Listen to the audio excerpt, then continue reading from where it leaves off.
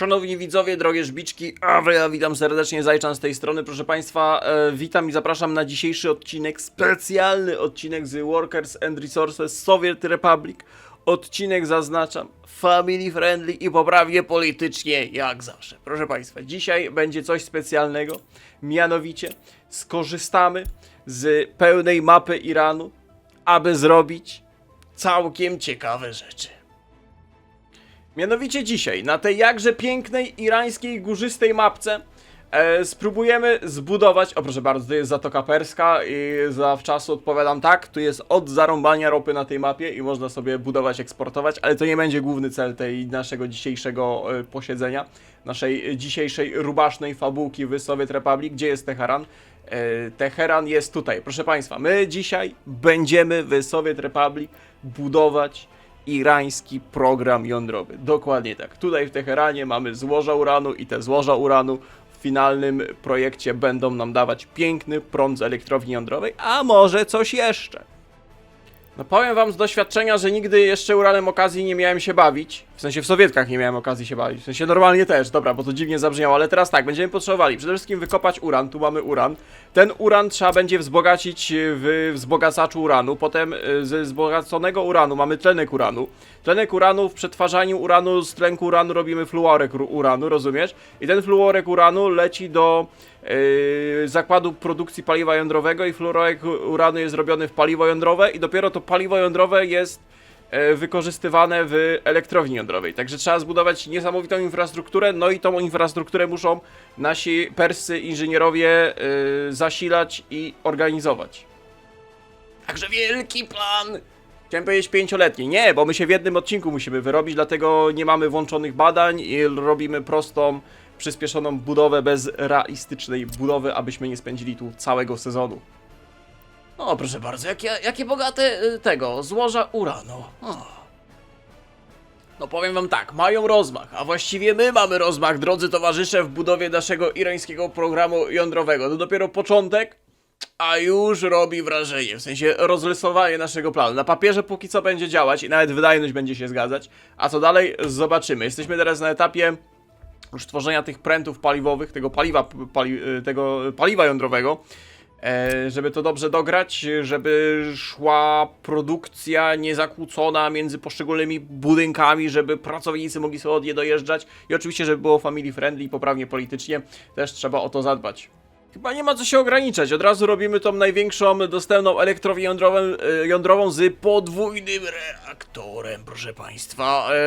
Będziemy potrzebowali całkiem sporo paliwa jądrowego, ale jeżeli nasze zakłady będą działały bez zarzutu, to będziemy mieli nawet chyba nadprodukcję.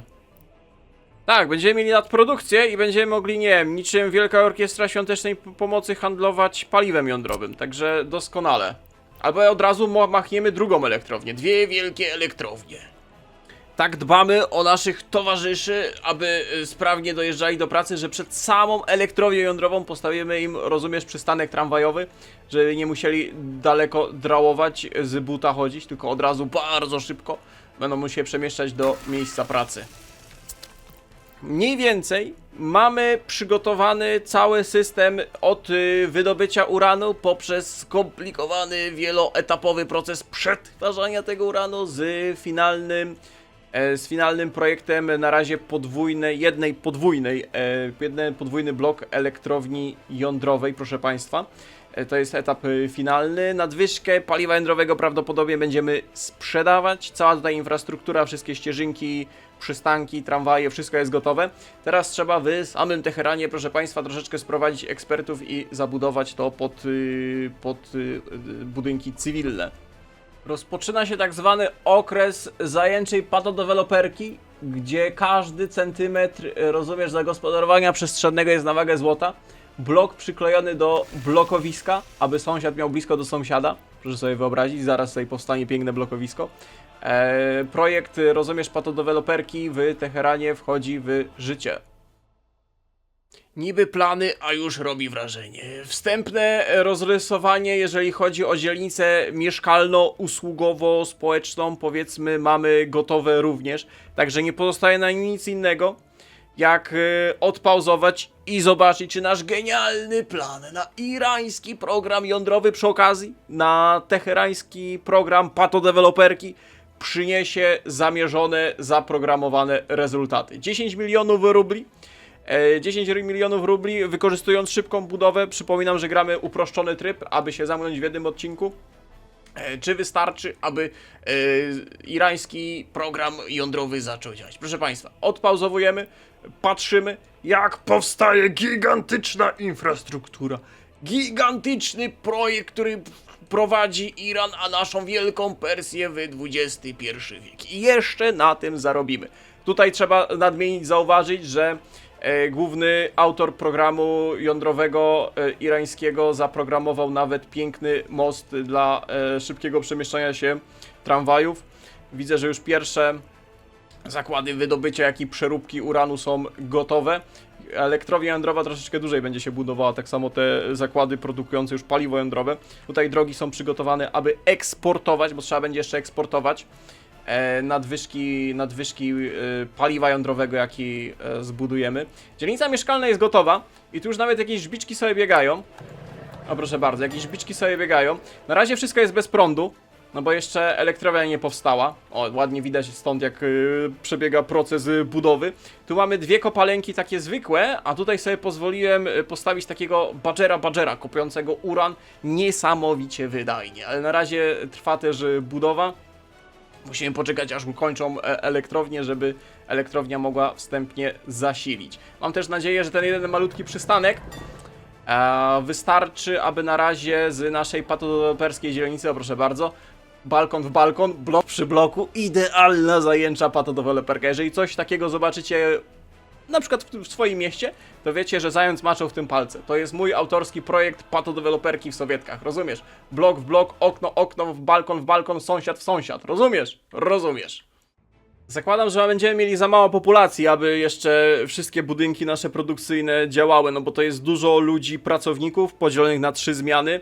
Każdy z tych budynków będzie sporo siły roboczej ściągał, którą trzeba będzie jeszcze na bieżąco dostarczać. Ty, ale fajnie budują tą elektrownię jądrową. Mega mi się podoba proces budowy. Jeszcze jak się buduje w procesie realistycznym, zbyt duże bezrobocie. Oj, tam 41% bezrobocia. Spokojnie, zaraz wszystko uruchomimy. Nie no, jestem pod wrażeniem, jak to jest pięknie zaplanowane. Jak to jeszcze będzie działać, jak to jeszcze będzie zarabiać, to będzie niesamowity progres. Dawaj, ostatnie elektrownie jądrowe dobuduj.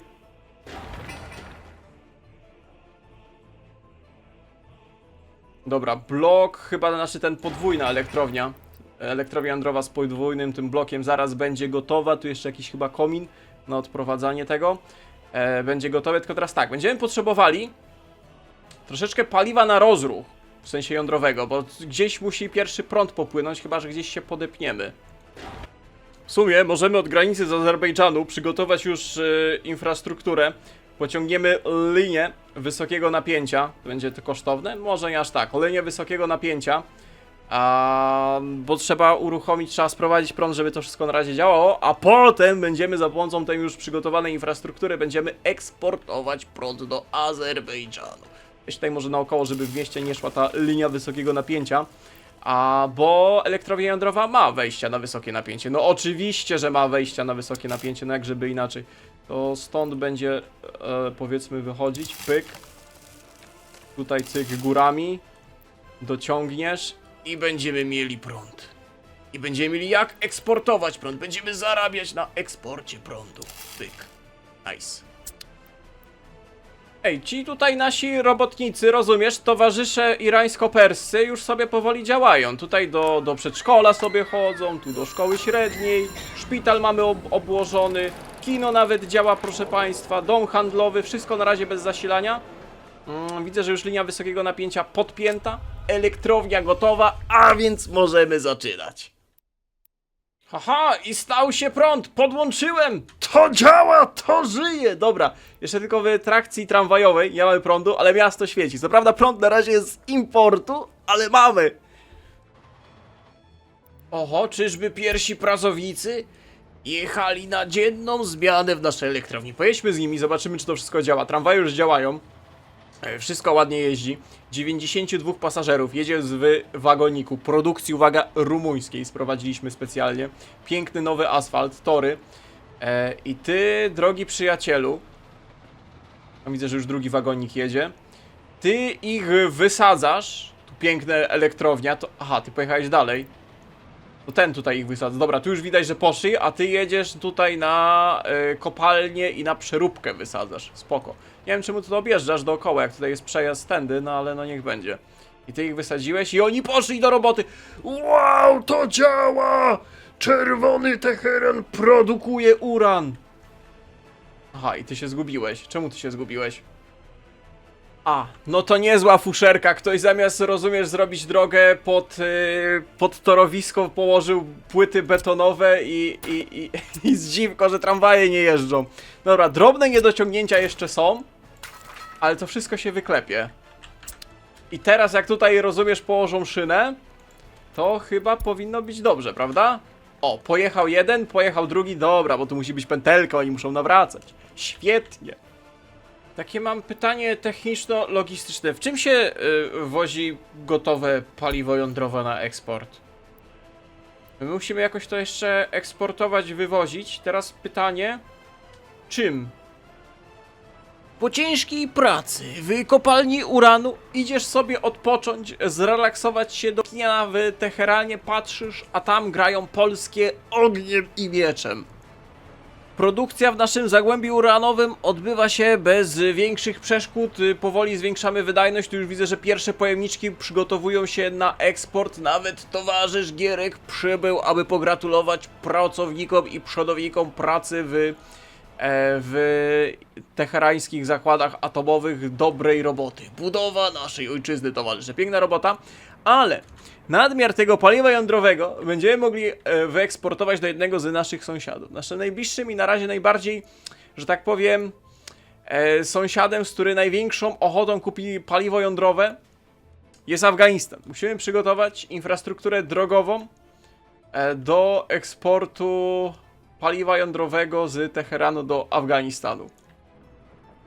O, elektrownia działa! Pierwsze paliwo jądrowe zostało przetransportowane tutaj z tej produkcji paliwa jądrowego. Proszę bardzo, tutaj w tych zakładach z fluorku uranu, który już się skończył, drobne przestoje, ale spokojnie zaraz się pojawi. Trafiło pierwsze paliwo jądrowe i w teorii mamy własny prąd. Spróbujmy, bo właśnie wydaliśmy ponad 5 milionów rubli, czyli połowę tego, co mieliśmy na start. Spróbujmy przestać importować prąd z Azerbejdżanu i zobaczmy, czy damy radę wyżywić się energetycznie z naszej elektrowni jądrowej w Teheranie. Działa? Działa!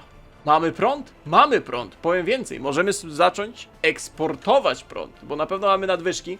To można by oczywiście policzyć, ale myślę, że eksport, sprzedaż i ładuj ile się da na eksport. Mam nadzieję, że to wystarczy. Że zaczniemy zarabiać na tym prądzie.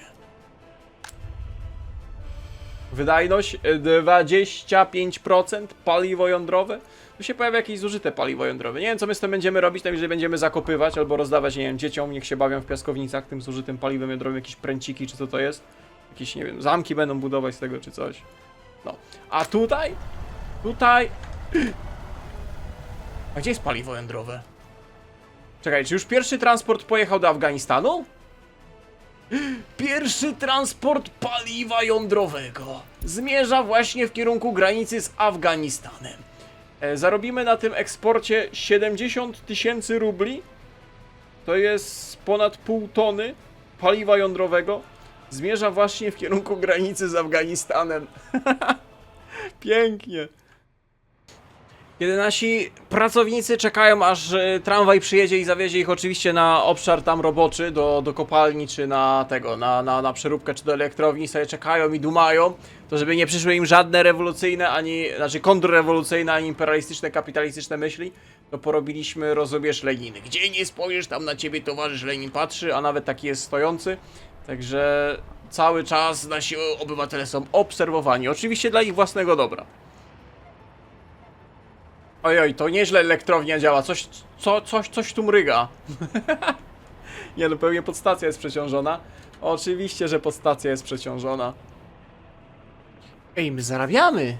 Normalnie nam kopiejki, rubelki, szekle lecą do góry. My tyle prądu eksportujemy. Oczywiście na samym prądzie nie da się wyżywić gospodarki, ale zobaczcie, jak tutaj ładnie cyferki lecą i to jest po prostu nadprodukcja prądu. Moglibyśmy jeszcze więcej pewnie produkować, eksportować. Natomiast nie wiem, czy transport... Mieliśmy już też jeden transport, jeżeli chodzi o naszą granicę z Afganistanem. Po drodze tutaj porobiliśmy stację paliw, jakby brakło paliwa dla naszych... O, jedzie kolejna ciężarówek, kolejne szekielki wiezie. Co my tutaj mamy? Tutaj mamy, proszę ja was, 67 000 rubli za eksport paliwa jądrowego. Jakbyśmy sprzedawali w dolarach, byłoby drożej, no ale dolary to eksport morski. Zastanawiałem się, czy nie zrobić tej linii kolejowej, ale budowa tak długiej linii kolejowej i w sumie paliwa jądrowego aż w takich dużych ilościach nie będziemy eksportować. Mogą spokojnie z ciężarówkami to wozić, proszę bardzo, płyty betonowe przez środek pustyni porozrzucane, poustawiane, żeby nasze ciężarówki mogły, przejście graniczne z Afganistanem. I za ruble, za piękne szekle do budowy naszej dalszej ekonomii z eksportu nadprodukcji paliwa jądrowego. No kto się spodziewał, że irański program jądrowy nie dość, że będzie działał, to jeszcze będzie zarabiał. Tu i teraz. W ogóle piękne przejście graniczne z Afganistanem. Pyk, cyk. 3 pojemniczki wyeksportowane, pieniądze na konto zainkasowane. Ekstra. Kurde, patrzcie jaka hałda uranu. Mamy nadprodukcję uranu. Mogliśmy to w sumie lepiej zaprojektować, w sensie zwiększyć, jeszcze bardziej zoptymalizować wydajność, bo spokojnie moglibyśmy jeszcze więcej produkować, przerabiać tego uranu na paliwo jądrowe i go eksportować, no ale już pal licho, to by trzeba było siedzieć, liczyć i rozplanowywać. Powiedzmy, że to na razie działa i się spłaca, ale myślę, że na tej hałdzie, rozumiesz, nieprzerobionego uranu, aż się prosi, żeby postawić kolejnego Gierka, aby Polska rosła w siłę, a ludzie żyli dostatnie. Zresztą nie wiem, co to ma wspólnego z Iranem i Teheranem i naszym irańskim programem jądrowym, ale Gierka nigdy za wiele. To niezła propaganda, kuchnia polska na elektrowni jądrowej. No cóż, no jakaś stołówka musi tam być, będą pierożki czy inne schabowe wpierdzielać w elektrowni jądrowej w przerwie obiadowej, proszę państwa. Ej, bardzo fajne propagandowe, rozumiesz, połączenie irańskiego programu jądrowego z propagandą PRL-u. Działającą propagandą sukcesu. Ej, ja jestem w szoku, ja jestem dumny, jak to wszystko ładnie działa. O, proszę bardzo, kolejny kontener gotowego paliwa jądrowego. A lepsze jest to, że my oczywiście wykorzystaliśmy niewielkie złoża paliwa jądrowego, a przypomnę, że my gramy Iranem nad Zatoką Perską. Zobaczcie, ile to jest ropy, widzicie? I to wszystko tutaj, w teorii moglibyśmy, nie ukrywając, wydobywać i przerabiać oraz eksportować statkami, kontenerowcami, tankowcami właściwie. I to nawet za dolary. Z jednej strony byśmy sprzedawali, rozumiesz, Europie imperialistom amerykańskim ropę za dolary, a z drugiej strony byśmy za ruble karmili Afganistan paliwem jądrowym. Według mnie idealny balans, poprawny politycznie, a przede wszystkim jak family friendly. To bogatemu zabroni, proszę państwa. My tyle zarabiamy teraz na eksporcie tego prądu i paliwa jądrowego przede wszystkim, że możemy sobie machnąć, proszę bardzo, piękną politechnikę w duchu sowieckim w samym centrum Teheranu. Co złego może się stać? Buduj.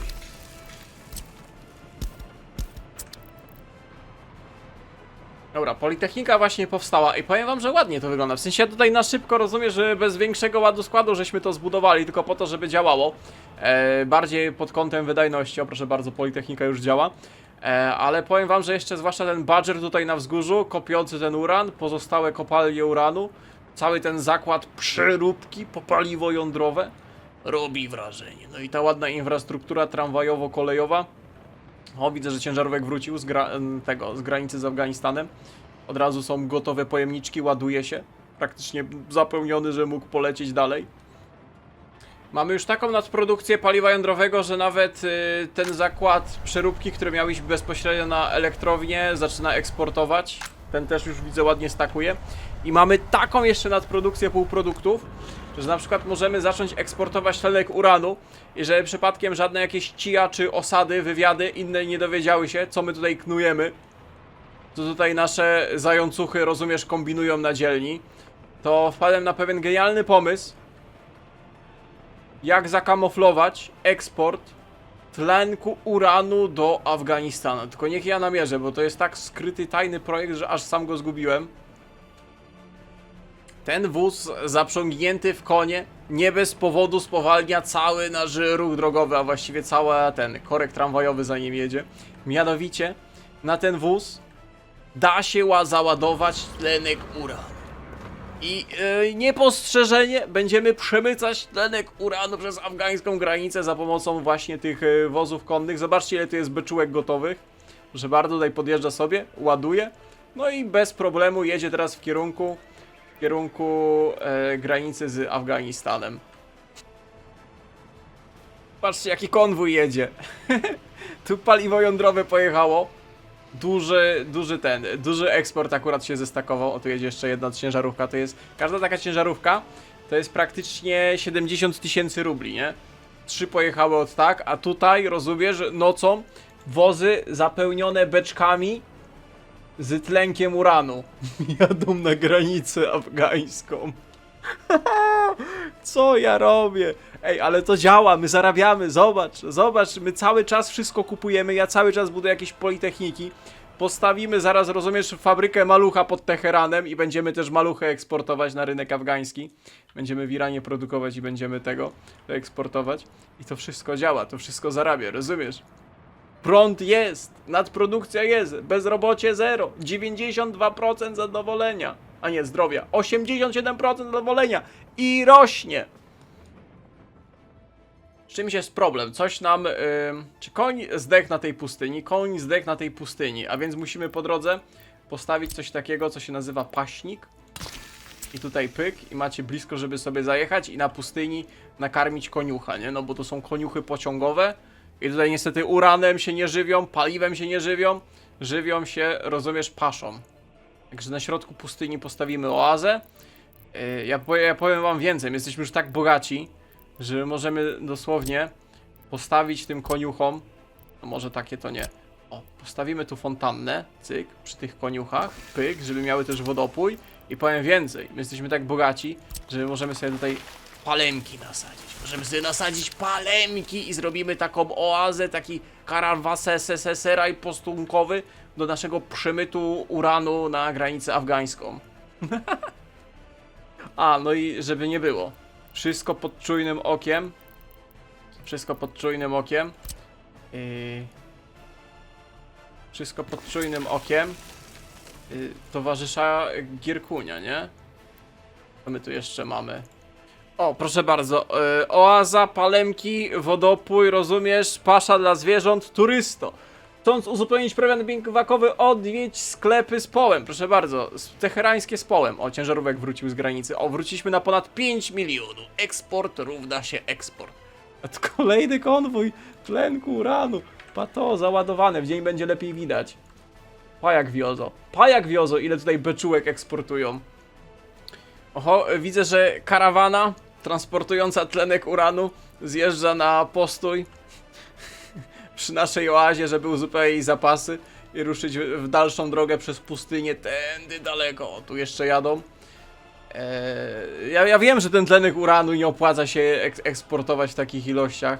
Tu by trzeba koleją.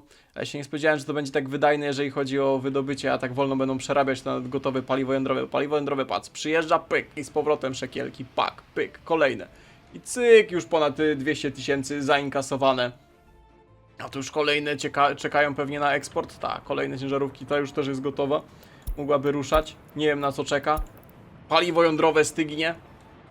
Oczywiście tu jeszcze przydałoby się jakiś drobny system obronny, jakiś, nie wiem, żelazny kopułek, żelazna jarmułka, cokolwiek, jakieś S-300 patrioty porozstawiane, bo przyjdzie ci pomarańczowy cesarz i powie, że to niefajna, nielegalna, a przede wszystkim niedobra jest i to trzeba przybombić. O, proszę bardzo, wzrost, raport gospodarczy, prosperity, boom gospodarczy, ależ pięknie ten nasz Teheran atomowy wygląda.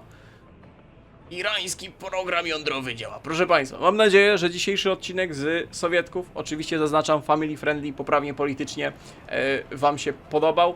Jeżeli chcecie więcej Sowietków albo city builderów, koniecznie dajcie znać w komentarzach i napisz przykład, z czego byśmy chcieli kolejny odcinek zmontować, przygotować, jakaś fabułka albo czysty gameplay. Mam nadzieję, że irańskie programy jądrowe Wam się podobały. A jak chcecie więcej Sowietków, to zapraszam na nasze streamy na Twitchu, gdzie pewnie za niedługo będziemy wracać do naszego Sowietonu, do budowy sowieckiego miasta w Śródziemiu, gdzie tam już budujemy w trybie realnym wszystko ładnie, prawilnie, bo tutaj zaznaczam, mieliśmy taki bardziej zręcznościowy, przyspieszony tryb, żeby to wszystko nie badać, nie czekać aż się buduje, tylko instant się stawiało, budowało. Proszę Państwa, mam nadzieję, że dzisiejszy odcinek Wam się podobał. Jeżeli tak, to dajcie znać, trzymajcie się i do następnego. Cześć, cześć.